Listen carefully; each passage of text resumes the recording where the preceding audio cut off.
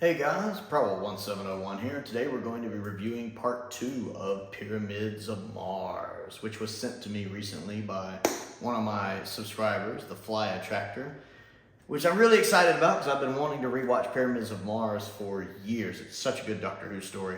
And I really love how everything is moving along in part 2. The story is paced very well. I mean, it's a four-parter, and it moves very well as a four-parter. It never drags or dips. I like all of the different relationships of this story. The Doctor interacting with Sarah, the Doctor interacting with Lawrence, all of the different character interactions. Again, it opens up with the cliffhanger from part 1 of Sutek's servant, killing the Egyptian, which was a heck of a cliffhanger from part 1. And then we see as the clothes fade, it's actually Professor Scarman, the one that we thought got killed at the beginning. And we learn really quickly that he's not quite himself. He's basically a puppet for Sutek. Sutek's just controlling him through his will. He's pretty much Sutek's arms and legs. And that Professor Scarman is basically dead. He's pretty much a walking cadaver.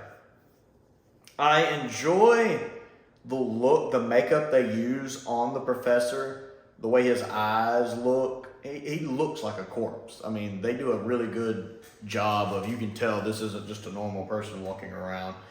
It's not just the makeup though, his mannerisms, what the actor does with his face. You can just tell there's something off about this guy. It really gives you this look of a walking cadaver, which is really impressive. The scene when he talks with Warlock is really cool because Warlock's obviously concerned about him. And, Scarman's more pumping him for information and then just brutally kills him.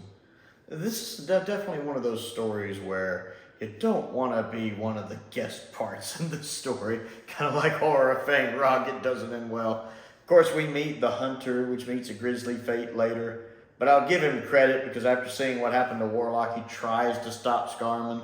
That scene when he shoots Scarman in the back, I love how that's executed because you see him get shot and you see the smoke come out. You see him turn around and you just see that smoke go right back in and you don't see any bullet hole.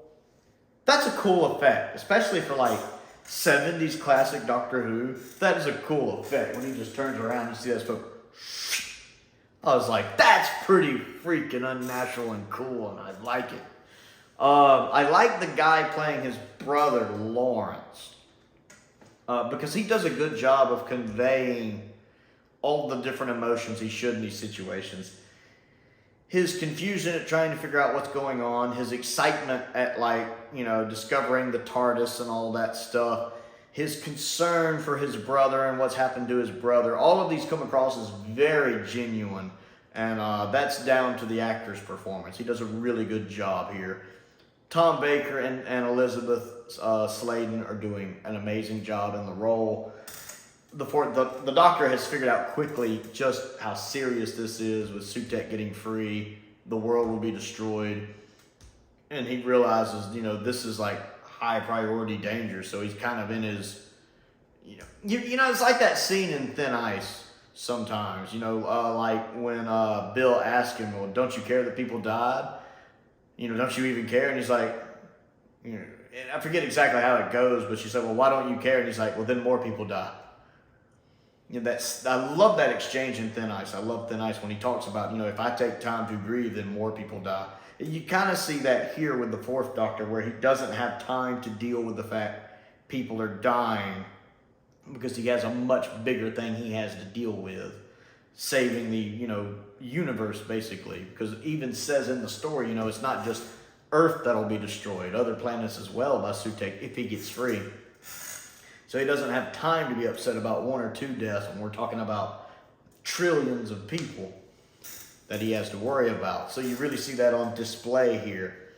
I love the scene, though, when they go in the TARDIS and you get to see Lawrence's reaction to the TARDIS. And I love the Doctor's response because he does seem generally happy to see Lawrence so happy. The fact, you'd say it's ridiculous. Well, yes, absolutely. I've always thought transdimensional, transcendental, whatever he says, was rather ridiculous.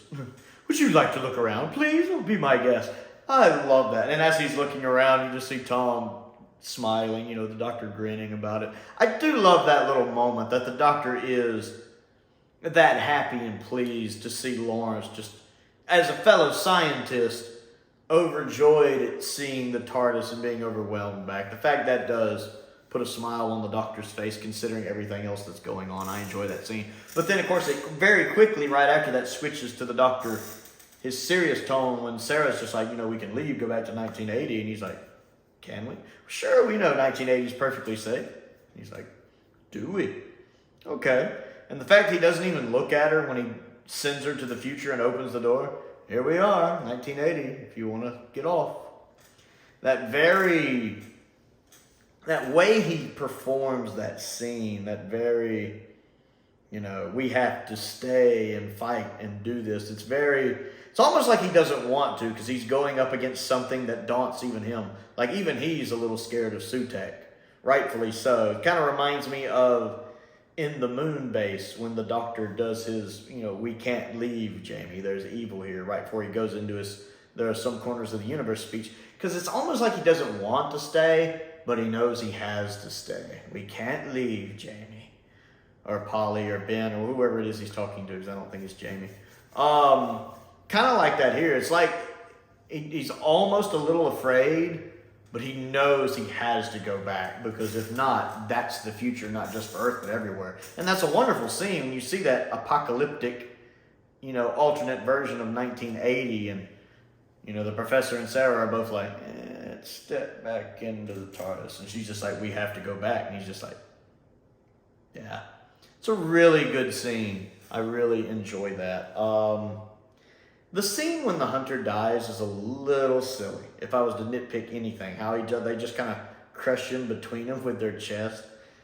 I'll admit that's a little silly. If one of them had just strangled him, or if they both strangled him, or just grabbed him and snapped his back or something, it would have worked better. But with them just kind of crushing him between their chest, it's a little silly, like I'm watching pro wrestling or something.